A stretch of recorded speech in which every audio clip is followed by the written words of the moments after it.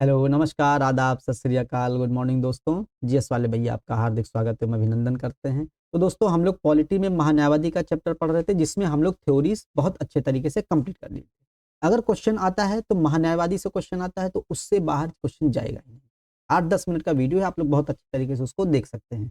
अब हम लोग महान्यायवादी को और अच्छे तरीके से प्रैक्टिस करने के लिए कि एग्जाम में कोई क्वेश्चन ना छूटे, हम लोग अपने प्रैक्टिस सेट एमसीक्यूज और वन लाइनर की तरफ आगे बढ़ते हैं, क्योंकि हम लोग सारे चैप्टर अभी तक जो कंप्लीट करनी है इसी तरीके से कंप्लीट किए हैं, एग्जाम ओरिएंटेड कंप्लीट किए हैं और किसी भी तरीके की कोई उसमें फालतू की बातें भी नहीं है। तो दोस्तों आप लोगों के लिए एग्जाम ओरिएंटेड सेशन रहता है, आप लोग उसको वॉच कर सकते हैं। अब हम लोग अपने महान्यायवादी के एमसीक्यूज की तरफ आगे बढ़ते हैं। पहला क्वेश्चन है, भारत सरकार का प्रथम विधि अधिकारी के रूप में किसे जाना जाता है? तो भारत सरकार के प्रथम विधि अधिकारी के रूप में हम लोग थ्योरी में भी पढ़ चुके हैं।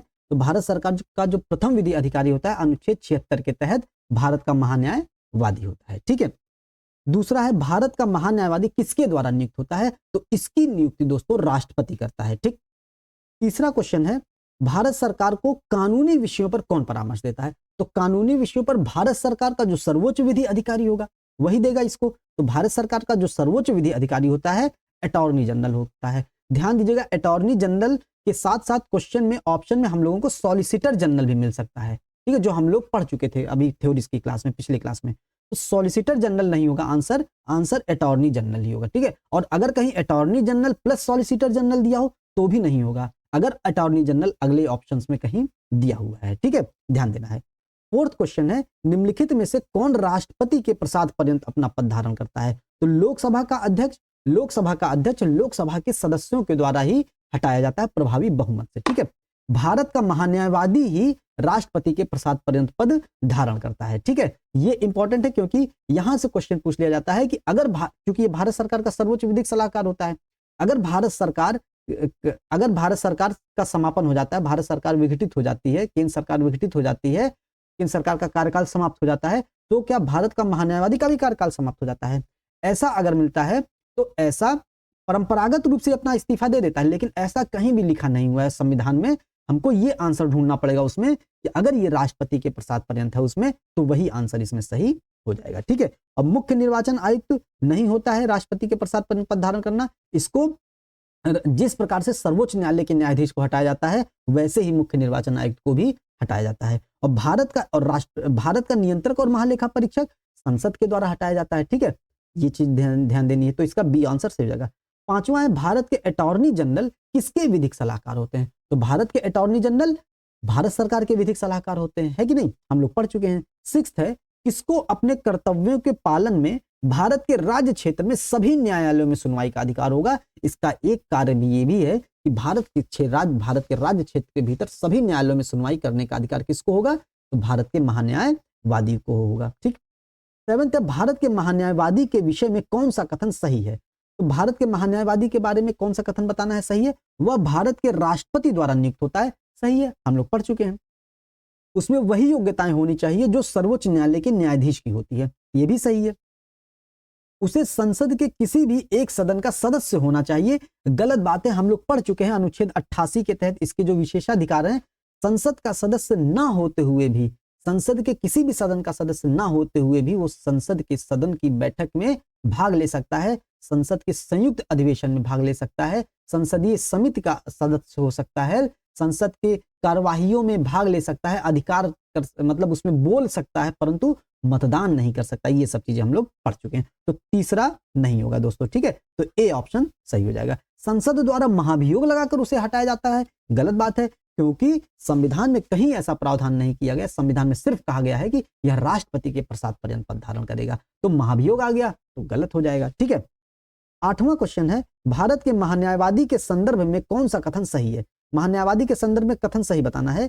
राष्ट्रपति किसी ऐसे व्यक्ति को नियुक्त करेगा जो उच्चतम न्यायालय के न्यायाधीश के रूप में नियुक्त होने के लिए योग्य। सही है दोस्तों, एमसीक्यूज लगाने का यही फायदा होता है कि एक स्टेटमेंट कई बार मिल जाता है हम लोगों को।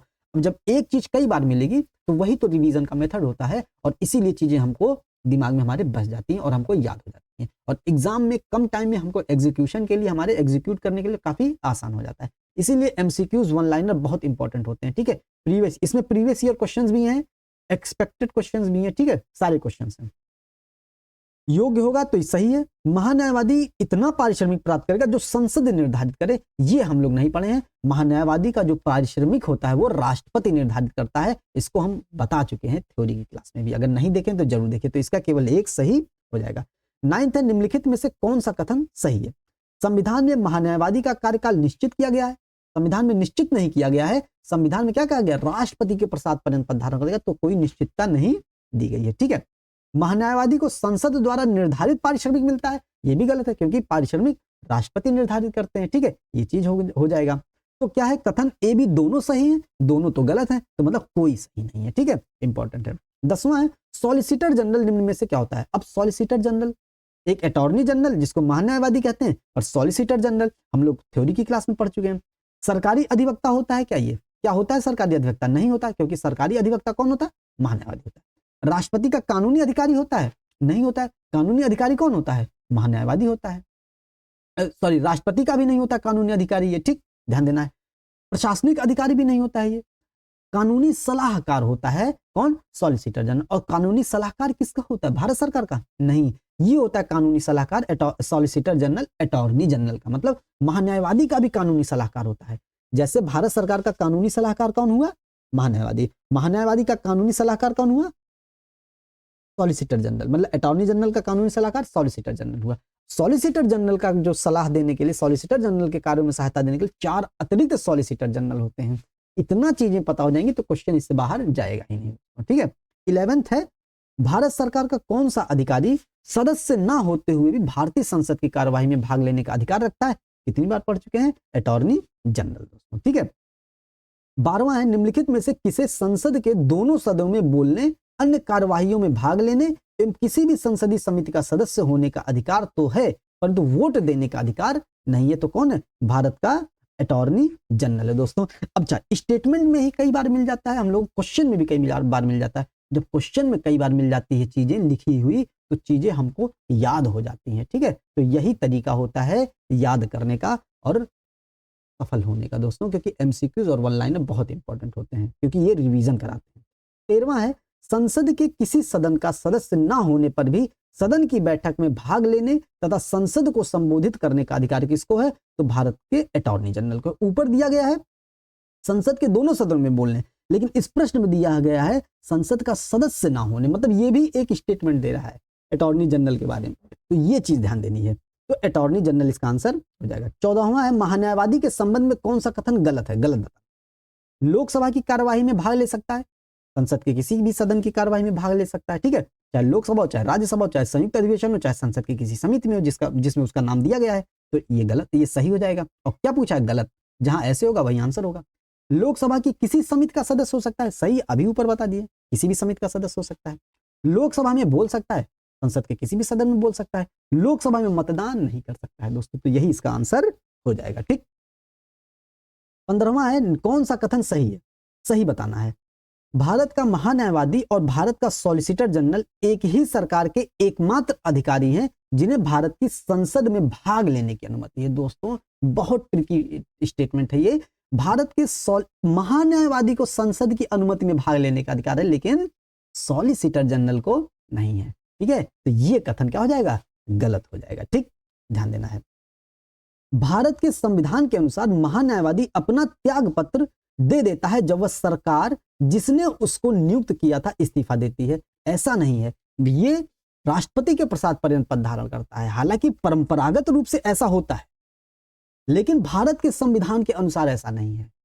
भारत के संविधान के अनुसार राष्ट्रपति के प्रसाद पर्यंत पद धारण करता है, लेकिन परंपरागत रूप से जब सरकार इस्तीफा दे देती है तो वो भी अपना इस्तीफा दे देता है। ठीक, तो लेकिन संविधान के अनुसार बोलते ये भी गलत हो जाएगा। तो क्वेश्चन में क्या पूछा है? कौन सा सही है? तो दोनों सही नहीं है, मतलब कोई भी सही नहीं है, तो कोई नहीं सही है। ठीक है। 16th है, भारतीय संविधान के अनुच्छेद 76 किस पदाधिकारी का संबंधित है? तो अटॉर्नी जनरल से संबंधित है। ठीक है। 17th है, भारत के महान्यायवादी के संदर्भ में कौन सा कथन सही है? महान्यायवादी राष्ट्रपति के प्रसाद पर्यंत अपना पद धारण करता है, सही है, तो यही सही है, यही इसका आंसर हो जाएगा। महान्यायवादी अपने कार्यकाल में निजी विधिक कार्यवाही नहीं कर सकता, गलत है। निजी विधिक कार्यवाही कर सकता है, क्योंकि ये भारत सरकार का पूर्णकालिक अधिकारी नहीं होता है और ना ही ये सरकारी कर्मचारी है, ना ही ये सरकारी अधिकारी के रूप में आता है। इसीलिए वो अपनी निजी विधिक कार्यवाही कर सकता है। अब हम लोग देखते हैं ना, जैसे सरकारी डॉक्टर होते हैं उनको प्राइवेट प्रैक्टिस करना मना है, तो जो सरकारी होगा वो अपना वही काम प्राइवेट नहीं कर सकता है ना, तो इसीलिए ये सरकार का सरकारी अधिकारी नहीं है, इसीलिए ये अपना निजी विधिक कार्यवाही कर सकता है। ठीक, समझ में आई। महान्यायवादी केंद्रीय कैबिनेट का सदस्य होता है तथा वह संसद के दोनों सदनों की कार्यवाही में भाग ले सकता है। संसद के दोनों सदनों की कार्यवाही में भाग ले सकता है, लेकिन केंद्रीय कैबिनेट का सदस्य नहीं होता है, तो ये भी गलत हो जाएगा, सही ये हो जाएगा। ठीक है, 18वां क्वेश्चन है, निम्नलिखित में से कौन सा कथन सही नहीं है, बताना है कौन सा कथन गलत है। भारत के महान्यायवादी को संसद के किसी भी सदन या संसदीय समिति में बैठक में बोलने का अधिकार है, ये सही है, और पूछा गलत है, जहां ऐसे होगा वही आंसर हो जाएगा। उसकी अर्हताएं मतलब योग्यताएं वही होनी चाहिए जो उच्चतम न्यायालय का एक न्यायाधीश बनने के लिए आवश्यक होती है, ये भी सही है, मतलब 5 वर्ष तक वो या तो लगातार 5 वर्ष तक मतलब न्यायाधीश हो, या लगातार 10 वर्ष तक अधिवक्ता हो। ठीक है, या भारत या राष्ट्रपति के नजर में पारंगत विधिवेत्ता हो। ठीक है, महान्यायवादी को अपने कर्तव्यों के पालन हेतु भारत के राज्य क्षेत्र में सभी न्यायालयों में सुनवाई का अधिकार होगा, ये भी सही स्टेटमेंट है। ठीक है, वह सरकार के लिए पूर्णकालिक वकील होता है, ये गलत है, सरकार का पूर्णकालिक वकील होता ही नहीं, इसीलिए तो वो अपने निजी विधिक कार्यवाही कर सकता है कि नहीं, ये चीज ध्यान देना। 19वां है, निम्नलिखित में से कौन सा कथन सही नहीं है। महान्यायवादी भारत सरकार का पहला विधि अधिकारी होता है, सही है। महान्यायवादी संसद सदस्य के विशेष अधिकारों के लिए हकदार होता है, संसद सदस्य के लिए विशेष अधिकार दिए गए हैं, इसको सही बात दिए गए। अनुच्छेद 88 के तहत वो संसद के दोनों सदनों की बैठक में भाग ले सकता है, संयुक्त अधिवेशन में भाग ले सकता है, संसद की किसी समिति में जिसमें उसका नाम प्रस्तावित है भाग ले सकता है, अपना मत रख सकता है, बोल सकता है, परंतु मतदान नहीं कर सकता, ये उसके विशेष अधिकार हैं। ठीक है, महान्यायवादी लोकसभा की कार्यवाही में भाग ले सकता है तथा वह किसी समिति का सदस्य भी हो सकता है, अभी बता दिए। ठीक है, महान्यायवादी लोकसभा में मतदान भी कर सकता है, नहीं कर सकता है, तो यही गलत हो जाएगा और यही इसका आंसर हो जाएगा। ठीक है, 20वां है, भारत के महान्यायवादी के संदर्भ में कौन सा कथन सही है। उसके पास वही योग्यताएं होनी चाहिए जो लोकसभा का सदस्य बनने के लिए आवश्यक नहीं, उसके पास वो योग्यताएं होनी चाहिए जो सर्वोच्च न्यायालय का न्यायाधीश बनने की योग्यता होनी चाहिए। मतलब 5 वर्ष तक लगातार वो न्यायाधीश हो, या 10 वर्ष तक लगातार वो अधिवक्ता हो, या राष्ट्रपति की नजर में पारंगत विधिवेत्ता हो। ठीक है, उसे इस प्रक्रिया से हटाया जा सकता है जिस प्रक्रिया से सर्वोच्च न्यायालय के न्यायाधीश को हटाया जाता है, ये भी गलत है, वो राष्ट्रपति के प्रसाद पर पद धारण करता है। ठीक है, उसे राष्ट्रपति के द्वारा हटाया जाता है, ना कि किसी अन्य कार्यवाहियों के द्वारा। ठीक, गलत हो जाएगा।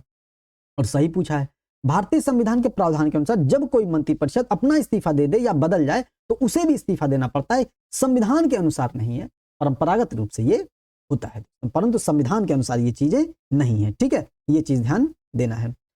उसे संसद की संयुक्त बैठक की कार्यवाही में भाग लेने और बोलने का अधिकार है, ये सही है और डी स्टेटमेंट सही हो जाएगा। ठीक, 21वां है, भारत का महान्यायवादी किसके द्वारा नियुक्त होता है, तो राष्ट्रपति के द्वारा नियुक्त होता है।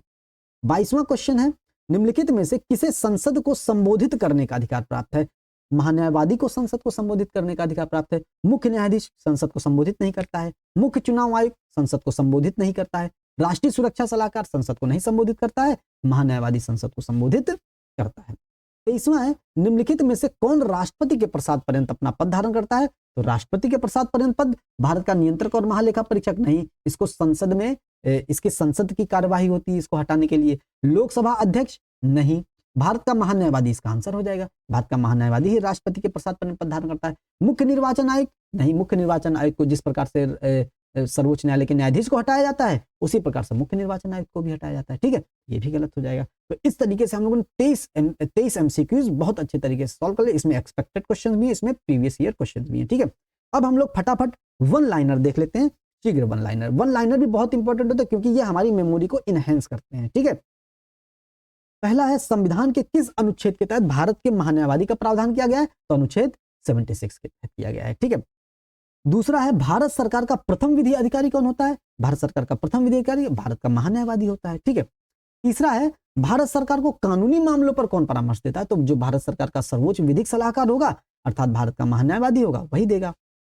चौथा है, अटॉर्नी जनरल किसका विधिक सलाहकार होता है, हम लोग अटॉर्नी जनरल और महान्यायवादी हमको इंग्लिश पता होनी चाहिए। ठीक है, अटॉर्नी जनरल किसका विधिक सलाहकार होता है, भारत सरकार का, और सॉलिसिटर जनरल भी दे सकता है। सॉलिसिटर जनरल किसका विधिक सलाहकार होता है, तो वो अटॉर्नी जनरल है, और सॉलिसिटर जनरल की सहायता करने के लिए 4 अतिरिक्त एडिशनल सॉलिसिटर जनरल होते हैं। ठीक है, ध्यान देना है।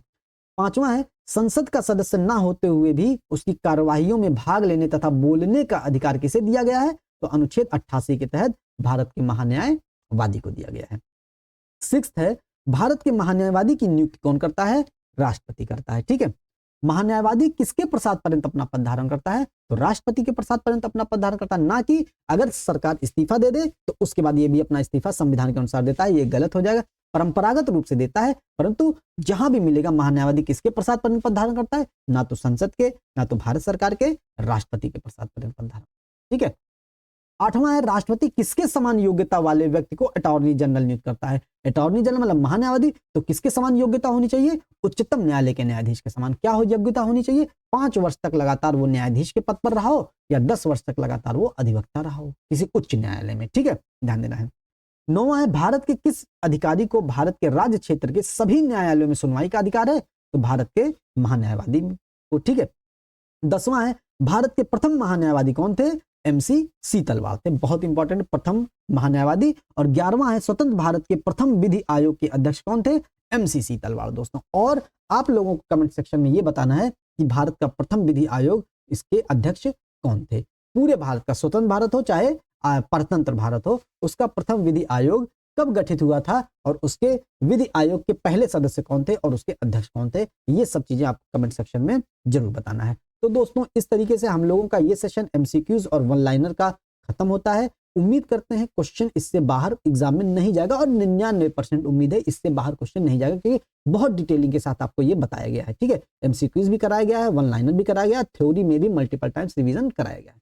दोस्तों इसका PDF हम अपने टेलीग्राम ग्रुप पर भेज देंगे। आप हमारे टेलीग्राम ग्रुप पर और व्हाट्सएप ग्रुप पर लिंक के माध्यम से ज्वाइन हो सकते हैं, इंस्टाग्राम पे भी ज्वाइन हो सकते हैं, डिस्क्रिप्शन में इसका लिंक दे दिया जाता है दोस्तों। ठीक है, तो दोस्तों उम्मीद करते हैं आपको सेशन पसंद आया होगा। सेशन को लाइक कीजिएगा, शेयर कीजिएगा, सब्सक्राइब कीजिएगा। मिलते हैं अगले सेशन में। जय हिंद, जय भारत।